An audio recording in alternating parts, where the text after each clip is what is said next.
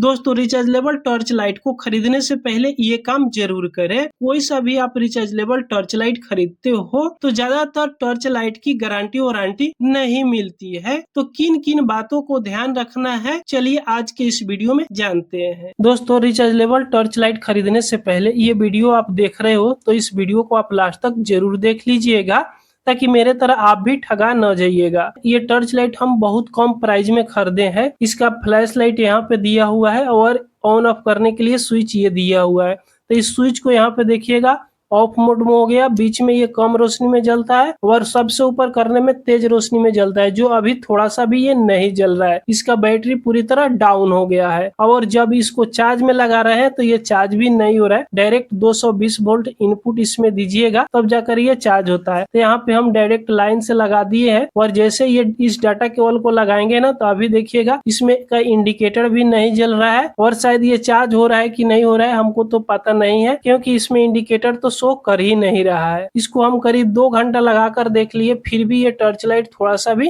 नहीं जल पाया। यहाँ से डाटा केबल निकाल दे रहे हैं, करीब 1 मिनट से कम हो गया, उतना में तो थोड़ा सा जलना चाहिए। यहाँ पे चलिए ऑन करके दिखा दे रहे हैं। यहाँ से स्विच को ऑन करते हैं तो अभी भी फ्लैश लाइट नहीं जल रहा है। और चलिए इसको चार्ज में लगाकर देख लेते हैं, जो चार्ज में लगाकर भी जल रहा है कि नहीं जल रहा है। ऐसे तो टॉर्च लाइट को चार्ज में लगाकर नहीं जलाना चाहिए, नहीं तो ये एलईडी एक ही बार में खराब हो जाता है। इस बात को आप जरूर ध्यान रखिएगा, क्योंकि ऐसा हम बहुत टॉर्च को देखे हैं। तो इसको चार्ज में यहाँ पे लगा दिए। इसमें 220 वोल्ट का सप्लाई है इस डाटा केबल में। अब यहाँ से ऑन करते हैं। एक पर ऑन किए तो भी इसमें का फ्लैश लाइट नहीं जल रहा है, 2 पर किए तो भी फ्लैश लाइट नहीं जल रहा है और इसमें दूसरा कोई भी इमरजेंसी लाइट नहीं दिया हुआ है। आप देख सकते हो चारों तरफ से हम आपको यहाँ पे दिखा दे रहे हैं, बस इसमें एक फ्लैश लाइट दिया हुआ है। इस डाटा केबल को यहाँ से निकाल लेते हैं। आपको लगता होगा कि ये सोलर पैनल है, लेकिन ये सोलर पैनल नहीं है, ये प्लास्टिक का इसी तरह शो के लिए बनाया हुआ है। तो आखिर ये क्यों नहीं जल रहा है, चलिए इसको खोलकर इसका सच्चाई जानते हैं।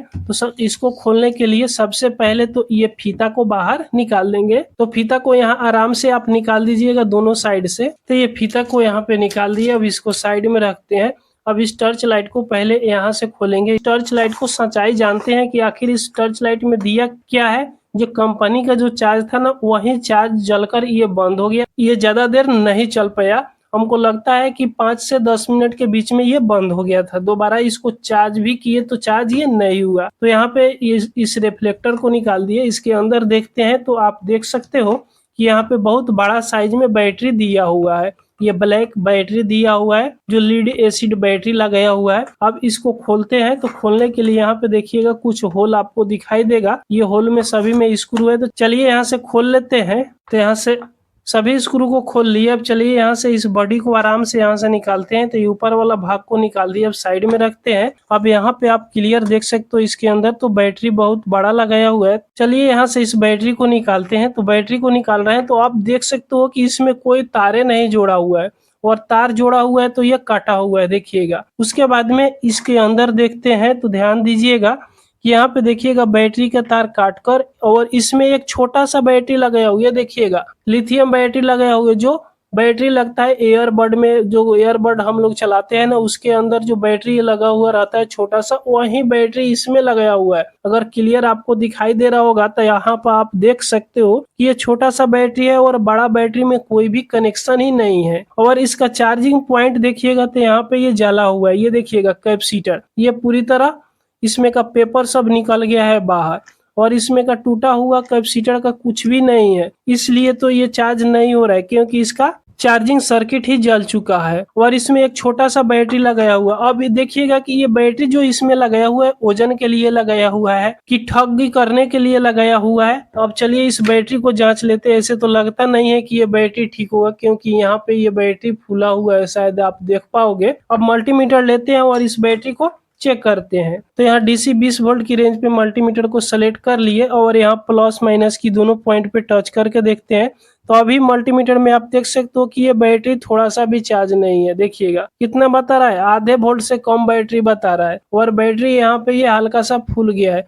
तो लीड एसिड बैटरी अगर हल्का सा भी फूल जाए या थोड़ा सा भी फट जाए तो ये काम नहीं करता है, क्योंकि इसका सेल खराब हो जाता है, जिसके चलते इस बैटरी को नहीं लगाया गया है और ये छोटा सा बैटरी इसमें जोड़कर और मार्केट के अंदर में सेल किया जा रहा है। तो अगर इस तरह आप टॉर्च लाइट को खरीदते हो ना, तो पहले आप इसको जांच लीजिएगा कि इसके अंदर जो सेल लगाया हुआ है ठीक है कि खराब है। तो बिना खोले आप कैसे पता लगा सकते हो कि इसका सेल ठीक है या खराब है? तो हम इसको आपको मास्टर ट्रिक बता देते हैं, जिस तरह आप इसे बहुत आराम से चेक कर सकते हो। कोई भी टॉर्च लाइट अगर आप खरीदते हो मार्केट के अंदर में, जो घुमाकर लोग बेचते हैं गाड़ी वगैरह पर या प्रचार करते हैं कि कंपनी का सेल लगाया हुआ है, तो पहले उसमें से एक टॉर्च आप लीजिए और उस टॉर्च को आप करीब आधे से 1 घंटा तक जलाइए। अगर इतना बड़ा बैटरी है तो एक फ्लैश लाइट अगर जलेगा ना, तो कम से कम 2 घंटा तो आराम से इस बैटरी पर जलेगा। 2 घंटा प्लस ही जलेगा, लेकिन कम नहीं जलेगा, क्योंकि इसमें मात्र एक एलईडी लगाया हुआ है और एक एलईडी ज्यादा लोड नहीं लेता है, तो 2 घंटा प्लस जलेगा। अगर आप मार्केट में कहीं इसको ले रहे हो तो आप 10 मिनट पर मिनट या आधे घंटे तो टाइम दे सकते हो एक टॉर्च लाइट खरीदने के लिए। उतना में आप एक टॉर्च लाइट को जला दीजिए, स्विच को चढ़ा दीजिए और एक जगह पर रख दीजिए।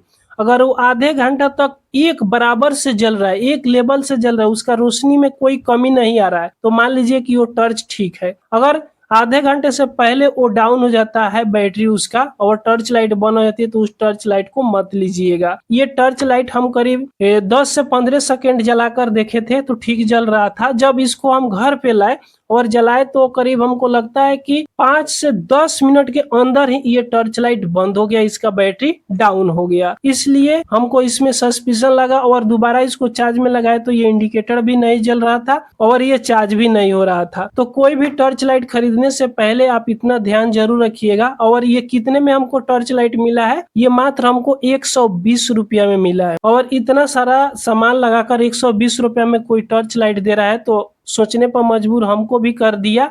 दोस्तों, इस वीडियो से आपको कुछ ना कुछ सीखने को अगर मिला हो तो एक लाइक जरूर कर दीजिएगा। अगर चैनल पर आप पहली बार आए हो तो सब्सक्राइब जरूर कर लीजिएगा। पूरा वीडियो देखने के लिए आपको बहुत बहुत धन्यवाद।